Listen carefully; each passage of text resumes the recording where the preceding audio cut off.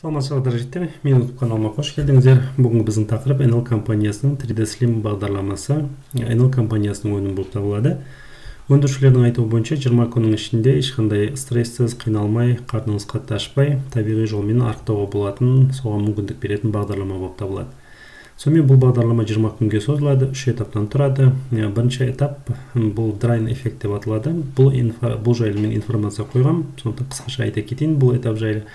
Бұл этапта адамның денесінде артық суды бүйректің жұмысын жақсарту арқылы адамның денесіне артық суды шығарады, одан кейін мына ішекті тазалайды. Бауырдың өттің жұмысын жақсарту арқылы ішектің перистальтикасы күшейеді, іш былайша айтқанда тазаланады, іш жақсы жүре бастайды. Үшінші жағдай, адамның денесінде білесіздер, адам қант түсіп кеткен кезде, адамның қарны ашқан кезде адамның көңіл күйі болмайды, қатты әлсіздік пайда болуы мүмкін. Соған байланысты көбінесе көп адамдар диетаны тоқтатып қояды алғашқы 3 күн, 5 күн ішінде. Сондай болмас үшін бұған мальтодекстрин, платиноза, одан кейін фруктоза деген заттар қосқан. Бұлардың бәрі қанттың бір түрі болып табылады. Фруктоза бұл адам денесінде тез пайдаланып, тез жанып кететін, адамға тез энергия беретін, жемістен алынатын қанттың бір түрі.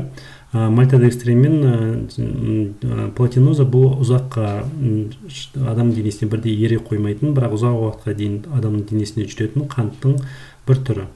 Бұл екеуін не үшін қосқан? Адам осыны ішкен кезде адам әлсіремейді. Бірден фруктозаны қолданады, одан кейін фруктозаның күші кетіп қалғаннан кейін мальтодекстрин мен платиноза адамға күш беріп тұрады.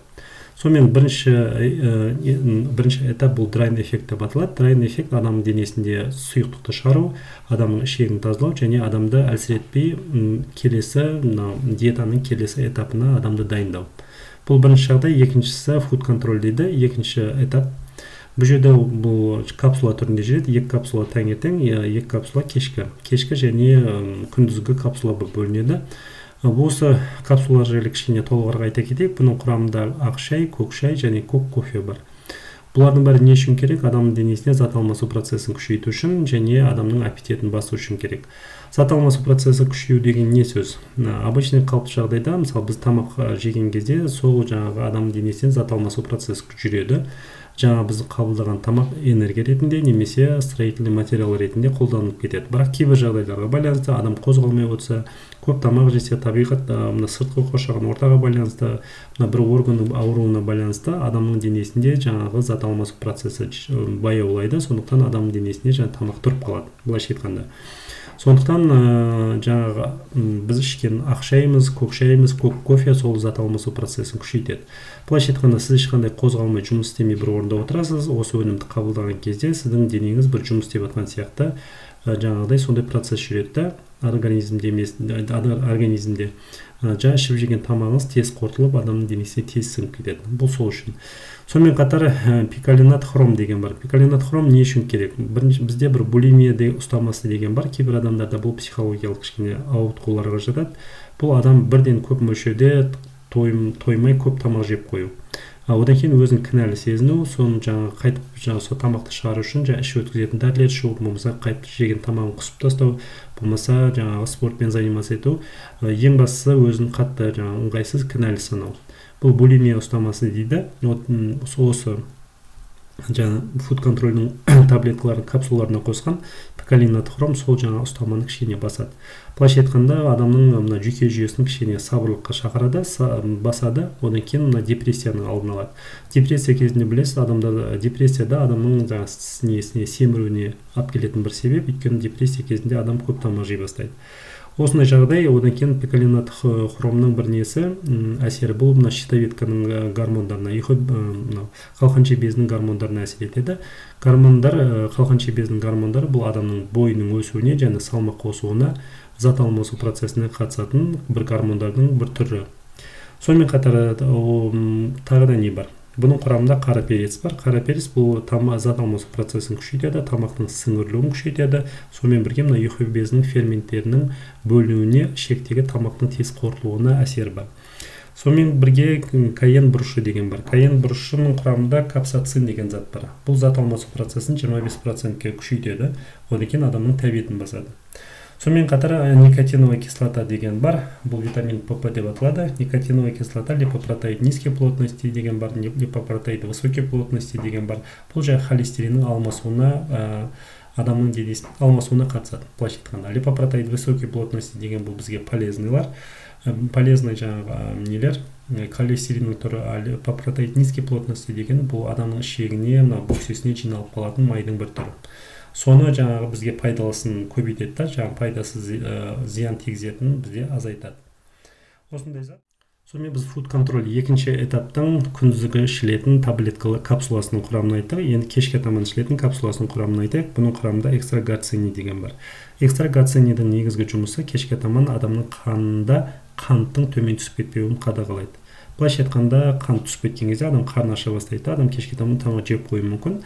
Жаңа экстрагоцин оны бір қалыпта ұстап тұрады, ашу сезімін болдырмайды. Сонымен қатар бұның құрамында шафран бар, L-триптофан бар, и грифония деген зат бар. Бұл жаңағы немен экстрагоцинмен бірге гормон настроения болмаса гормон счастья деген бар, серотониннің синтезіне қатысады.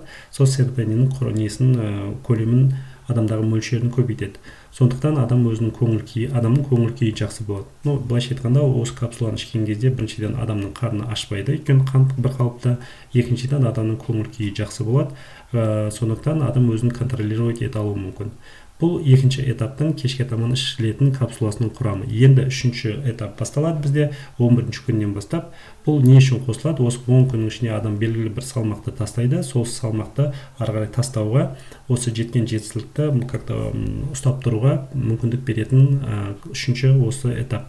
Бұл да 2 капсула кешке азында, 2 капсула кешке таман ішілінеді. Бұл күндізгі және кешкі капсула болып бөлінеді. Сонымен күндізгі капсуланың құрамына тоқтайық. Оның құрамында апунция бар. Апунция деген бұл кактус, Мексикада өсетін кактус. Бұл адам ішкен кезде адамның ішегін толтырады клетчаткаға. Былайша айтқанда, мына алдамшы сезім береді. Адамның бір қарны тойып тұрған сияқты сондай бір сезім болады адамда.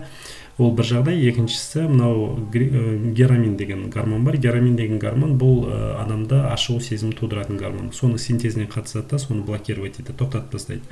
Екіншісі теңіз балдыры бар. Теңіз балдыры бұл жаңағы майдың жиналуына кедергі жасайды деп есептейді. Одан кейін экстрагоцини, пиколенатна хром, жаңа мен айтып кеткен. Одан кейін бұл майды ертуге, ашу сезімін басуға, тәттіге деген жаңағы тәтті жеуге деген жаңағы сезімді басады. Кешкі капсула іштегі майды кетіреді, плоский живот дейді, сондай пайда болуына мүмкіндік береді. Бұл жерде вишня бар, кәдімгі өзіміздің шие. Шиеде B8 деген витамин бар. Екіншісі аты инозин деп аталады. Инозин межклеточное пространство клетканың сыртында сұйықтық болады. Адам осы толық кезде, бүйрегі ауырған кезде ол сұйықтық болады. Сол сұйықтықтың шығуына адамның денесінде суды азайтуға мүмкіндік береді. Енді бұл өнімді қалай қабылдаймыз? Сол жайлы кішкене айта кетейік. Бірінші күні және 5-ші күні бізде драйн эффект қолданады. Бұл өзі стикер, кішкене порошок сияқты. Ол 200 грамм суға араластырып, тамақтан жарты сағат бұрын ішіледі. Бірінші және 5-ші күні таңертең және түскі ас кезінде тамақтан жарты сағат бұрын қабылданады. Бұл бірінші 5-ші күн. 6-ші күннен бастап бізде фуд контрольдің капсулалар қосылады. Фуд контрольдің капсуласы сағат 11-де күндізге, одан кейін кешкі тамақпен бірге ішіледі. 2 капсуладан күніне 2 рет. 11-ші және 15-ші күннен бастап біздіңше 3-ші этаптың капсулалар қосылады. Драйн эффект бұл жерде тоқтатамыз. Ол 3-ші этаптың дәрілері таңертең, одан кейін кешке сағат 6-лардың кезінде, 16 сағат 4-тердің кезінде, 5-тердің кезінде ішіледі, полдниктің кезінде. 2 капсуладан тоже 2 рет тамақпен бірге ішеміз. Фуд контроль бұл жерде жалғаса береді сағат 11-де, одан кейін кешкі тамақпен бірге. Ал 16-ші және 20-ші күн тек қана 3-ші этаптың капсулалары қалады. Тоже таңертең және сағат 16:00-де дейін желательно капсул қабылдауымыз керек. Осылай қабылданады, 20 күн 3 этаптан тұрады. Барлығын түсінікті айттым деп ойлаймын. Енді бұл үлкен информация, сондықтан көп айтылатын нәрсе, барынша қысқартуға тырыстым. Тағы да бір жағдай, бұл мотивация мәселесінде көмектесе ма, көмектеспей ма деген сұрақ жайлы маған уже жазды адамдар, бұл реклама көмектеспейді деген сияқты.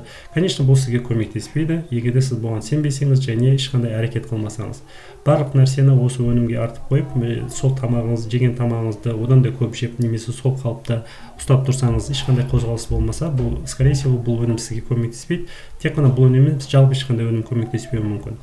Неге? Өйткені білесіздер 90% ожирениенің себебі бұл біздің дұрыс тамақ ішпеуіміз, тамақтың құрамында жаңағы қанттың майдың көп болуы, адамның көп қозғалмауы осыған байланысты. Ал қалған 10% бұл эндокринологиялық және неврологиялық ауруларға байланысты болуы мүмкін. Тұқым қуалаулық ауруына байланысты болуы мүмкін. Сондықтан 90% айтайын деген біздің дұрыс тамақ ішпеуіміз. Сондықтан егер де сіз тамағыңызды реттесеңіз, майлы тамақтар, қантты көп болатын тамақтарды азайтсаңыз, және кішкене бір көп гимнастика жасап, йогамен заниматься, спортпен заниматься ете бастасаңыз, және осы өнімді қабылдасаңыз, конечно, сізде эффект болады. Өйткені бұл дүниеде тек қана өмірде, біздің қолдағы ортамызда тек қана бір сиқырлы бір таблеткалар жоқ. Ішіңіз ертеңіне 10 кг тастайтын бір әрекет болу керек. Бұл заттардың бәрі сізге тек қана көмекші ретінде сіздің диетаңыздың жеңіл өтуіне, салмақты тез тастауына мүмкіндік беретін заттар ғана. Бұл сиқырлы таблетка, бір сиқырлы заттар емес. Ешкімді мен ренжітейін деп жатқан жоқ. Бұл мен өзімнің басымнан өткен зат болған екен. Өзім диета ұстап 12 кг тастаған екен. Содан кейін айтып жатырмын. Былайша айтқанда мен не айтып жатқанымды қазір кішкене түсініп тұрмын. Бірақ ешкімнің көңіліне келетін зат айтып жатқан жоқпын. Ешкім ренжімесін. Өйткені диета деген бұл психологиялық өте бір қиын нәрсе. Өзіміздің басымыздан өткен екен айтып жатырмын. Тыңдағандарыңызға үлкен рахмет. Лайк басыңыздар, подписка жасаңыздар. NL компаниясының өнімдеріне бір обзор жасауға, осындай YouTube-қа информация қоюға бір мүмкіндік, маған бір стимул болып табылады. Бұл сіздердің лайктарыңыз, сіздердің подпискаларыңыз. Тыңдағандарыңызға рахмет. Лайк басыңыздар, сұрақтар қойыңыздар.